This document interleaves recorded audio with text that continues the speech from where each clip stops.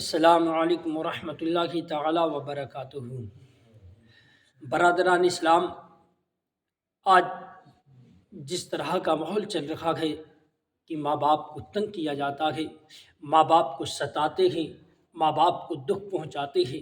میں مختصر سی بات کہنا چاہتا ہوں، پیارے خیال کرو۔ آج بیٹا اگر باہر کے لیے جاتا ہے اور ماں سے کہہ کر کے چلا جائے، اے ماں میں ابھی آ رہا ہوں، اگر ماں پوچھے بیٹا کہاں جا رہے ہو، کہا ابھی آ رہا ہوں، تھوڑی دیر میں آ رہا ہوں، لیکن وہی بیٹا صبح سے شام ہو جاتی ہے، شام کے بعد رات کا حصہ ڈھلنا شروع ہو جاتا ہے، کافی عرصہ ہو جاتا ہے، لیکن رات کے آدھے حصے میں جب وہ گھر میں قدم رکھتا ہے، گھر میں داخل ہوتا ہے، تو وہی ماں اس سے پوچھتی ہے بیٹا کہاں پر گیا تھا، آخر اتنا وقت کہاں پر لگ گیا؟ تو ڈانٹ کر کہتا کہ تمہیں کیا مطلب، میں کہیں پر بھی رہوں، میری زندگی ہے، کسی طرح بھی گزارو، تمہیں اس سے کیا تعلق ہے، تمہیں اس سے کیا مطلب ہے؟ اب پیارے وہ ڈانٹ کر ماں سے کہتا ہے، اور ماں دروازہ کھولنے میں دیر کر دیتی ہے، تاخیر کر دیتی ہے، تو ڈانٹ کر کہتا ہے کہ تمہیں معلوم نہیں ہے کتنا وقت مجھے دروازے پر ہو گیا، تمہیں معلوم نہیں کتنا وقت مجھے دروازے پر کھڑا ہو گیا ہے، کھڑا ہوتے ہوئے ہو گیا ہے، آخر میں نے کتنا وقت گزارا ہے، تمہیں معلوم نہیں، تم سے جلدی نہیں اٹھا جاتا۔ ماں اس کے اس تڑپتے ہوئے لہجے کو، اس تیز آواز کو برداشت کرتی ہے، لیکن اس سے کچھ نہیں کہتی، پھر بھی یہی کہتی ہے بیٹا پورے دن کہاں رہا، تو نے پورا دن کہاں پر گزارا ہے، آخر تیرا پتہ نہیں چلا، تو نے کھانا نہیں کھایا، تو بھوکا پیاسا کہاں پر رہا ہے، آخر کھانا کھایا ہے کہ نہیں، تو رات کے حصے میں آیا ہے، رات کے حصے میں داخل ہوا ہے، لیکن پھر بھی ماں نے تجھ سے ڈانٹ کر نہ کہا۔ اے افسوس، یاد رکھ، تو آج ماں باپ کو جس طرح تنگ کرتا ہے، ماں باپ کو جس طرح ستاتا ہے، خیال رکھنا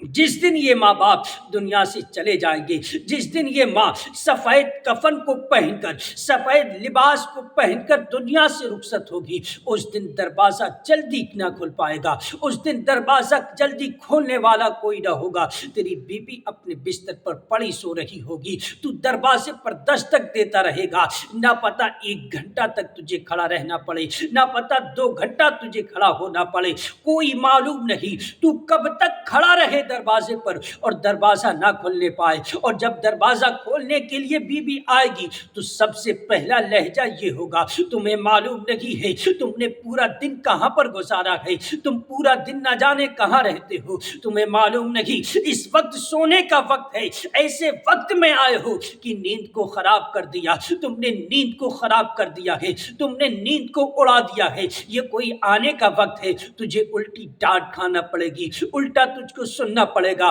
اس وقت ماں کو تو سنایا کرتا تھا، ماں نرم لہجے میں پوچھا کرتی تھی، ماں پیار سے پوچھا کرتی تھی، اے نادان میں پوچھنا چاہتا ہوں، پھر تو ماں سے کہتا ہے آخر تم نے میرے لیے کیا کیا ہے، آخر تم نے کیا ہی کیا ہے؟ اب پیارے خیال کر میں بتاؤں ماں نے کیا کیا ہے، جبکہ تو ماں کے شکم میں تھا، ماں کے پیٹ میں پروان چڑھ رہا تھا، اور ماں ڈاکٹر کے پاس گئی، جب ماں نے ڈاکٹر سے پوچھا اے ڈاکٹر بتا تو صحیح میرا بیٹا شکم کے اندر ہے، اب یہ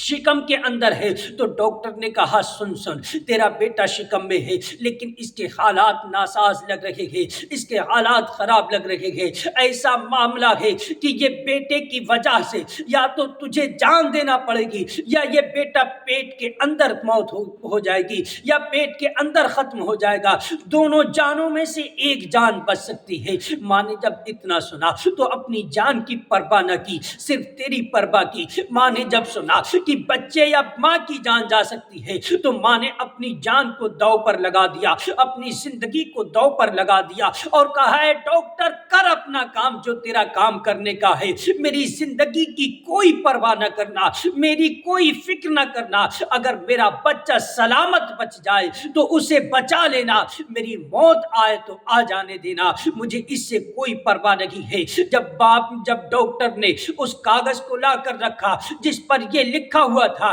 کہ اس کی ذمہ دار ہم نہیں ہے، یہ موت کی ذمہ دار خود ہی ہے، ماں سے کہا گیا اس پر سائن کر دو، تو اس نے کہا کہ مجھے مجھے معلوم نہیں، میں سین کرنا نہیں جانتی ہوں، انگوٹھا لگا سکتی ہوں۔ ماں کا انگوٹھا لے لیا گیا۔ اے نادان یاد رکھ، ماں نے اس کاغذ پر سین کر دیا، ماں نے موت کے کاغذ پر سین کر دیا، صرف اس وجہ سے کہ تیری زندگی سلامت بچ سکے، اور تو کہتا ہے کہ تم نے کیا کیا ہے؟